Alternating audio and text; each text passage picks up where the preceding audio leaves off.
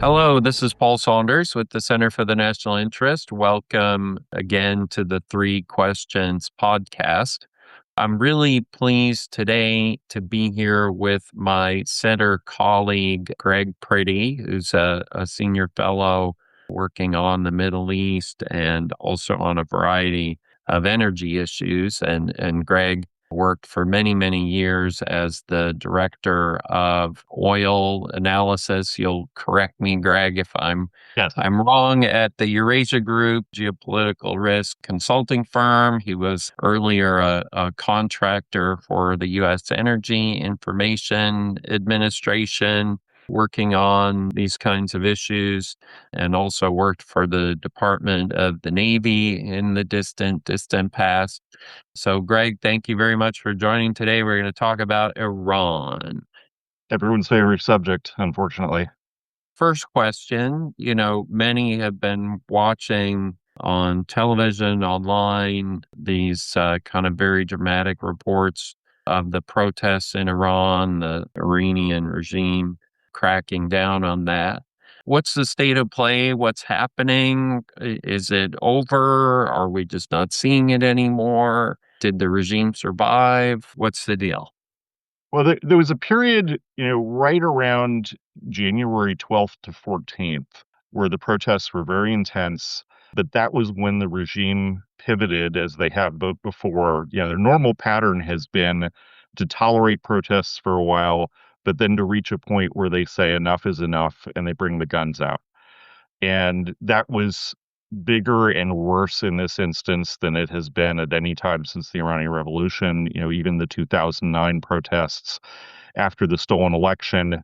And there are credible estimates of the number of people killed over the ensuing 3 or 4 days of, in the mid four figures, some putting it even into the five figures. The running government itself has admitted that at least 3,000 people died.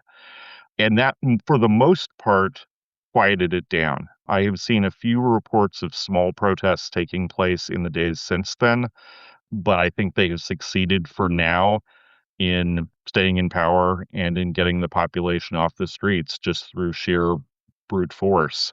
An unprecedented display for the Islamic Republic of just the capacity of the state for repression. As far as the state of play with the United States, President Trump had kind of backed off after that period of intense protest when there had been a lot of anticipation that he would pull the trigger on some sort of U.S. military intervention. Then he had asked for strike options, but he had heard from both the U.S. military and from the Israelis that they needed more time to get American defensive assets in place, particularly missile defense, but also more offensive assets, aircraft and such. So we've been in the process of bringing in a carrier, bringing in some more Aegis destroyers, and bringing in some more THAAD missiles, and getting things in place for the option of a strike to do it in a better prepared fashion. And the carrier Abraham Lincoln just came into the region within the last 24 hours, so that all is pretty much in place now. You've just written a policy brief for the Center for the National Interest, kind of setting out the case for why you think strikes at this point would be a bad idea. What's your concern? So, I just think when you look at this from a cost benefit analysis standpoint, it doesn't look good. The benefits are relatively low probability, and the costs could be pretty extreme. And what I mean by that is airstrike. What we have available is basically air and missile strikes. We can hit anything we want in Iran at ground level, at least, but that's the tool we have available. A few other things like cyber attacks as well, but that's not hitting at the Rev Guard and besieged forces that are carrying out the repression. It might be hitting at their command and control facilities or their leadership, but a decapitation like that, and it also might be hitting Khamenei personally if you wanted to go for the high option of the options packages.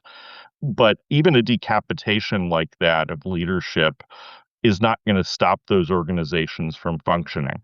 Most armies, if you have, people automatically get promotions when somebody dies or becomes incapacitated. And we saw that happen during last June's clash, where it didn't stop them from functioning just because we took out a lot of their leadership. So I think the likelihood of this triggering some sort of uprising that quickly brings down the regime, which would have to have an elite fracture. You'd have to have a fragmentation of the security forces for that to work. But that is a relatively low probability that it would play out in a way that would actually lead to the fall or even significant weakening of the regime. So that good outcome is pretty remote, pretty hard to imagine. Bad outcomes are very easy to see. And it's important to keep in mind. I think President Trump may have gotten a false sense of security from what played out last June, in that, Iran's retaliation against U.S. assets in the region was a purely token, choreographed, and performative little strike on a base in Qatar. But that was a totally different situation because the U.S. was only involved in the strikes for the last night. So one night, and then we also pressed Netanyahu to stop while he had wanted to continue from the Israeli standpoint. But we were only in it for one night. We did a specific narrow set of strikes against nuclear targets, and then we said we were done. And that's a very different situation from now, where we're starting out a strike with the implicit goal of weakening the regime's hold on power. So the regime is threatened in their hold on power. Regime survival is their top goal. We would be setting out an objective for this strike that targets the core of their existence, rather than a program that they would like to have, but which doesn't necessarily threaten their hold on power. We might do, at the lower end of the strike options, we might do a couple nights of relatively limited strikes on leadership and command and control targets, and then try to come out with an ultimatum.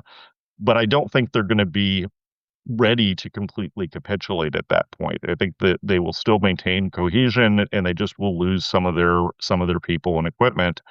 Um, and it's very easy to see retaliation, much more substantive. I think it would start with hitting U.S. bases in the region, in a meaningful, substantive way. And if we continued with this, that leaves the question of, if we don't get our desired outcome from a short period of U.S. strikes, do we walk away? That would hurt our credibility, or do we keep going and let it go on over an extended period? And it's very easy to see that escalating with the Iranian retaliation, as they see themselves threatened with potentially losing their hold on power. They're going to lose the disincentive that they've had to strike against some of the other targets in the region, like energy. There are a lot of reasons for them not to hit energy targets: the vulnerability of their own, the desire to have decent relationships with countries like Saudi Arabia, where they normalized a couple years ago. But pushing them to where they feel existentially threatened could get them up the spectrum to where they throw out their caution on things like that. And so there's a lot of really bad outcomes that are pretty easy to envision, if we start down this road. I had two questions there, so now we're at the third and final question. And here I'm going to kind of push you a little bit. So the president threatened the Iranian regime that the United States would attack if they killed protesters, and then they killed protesters. He also kind of encouraged Iranians who went out to the streets, telling them that help is on the way. I think that was the quote from one of his social media posts. So, you brought up kind of the credibility costs to the United States if we sort of start military action and then don't escalate or follow through and go all the way to the final objective that at least some think the administration has of overthrowing that regime. What's the cost inside Iran, and what's the cost in the region if, after everything that Trump has said, and we moved the carrier strike group and all this other stuff to the region. Well, what's the cost of not following through on that? It's always a bad idea to set a red line and then not follow through on it. But sometimes the bad idea is not the follow through, it's setting the red line in the first place. And in that way, I would compare this to President Obama when he had set a red line in Syria back in 2012.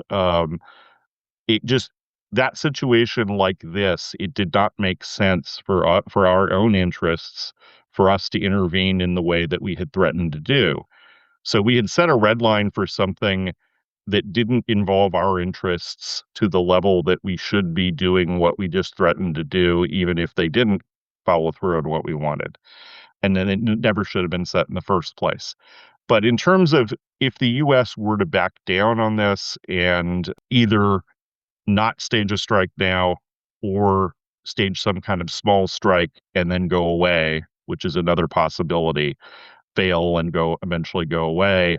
I think right now that actually has limited downside. It definitely would disappoint people in Iran who were hoping for help, but and that's obviously a significant part of the population there.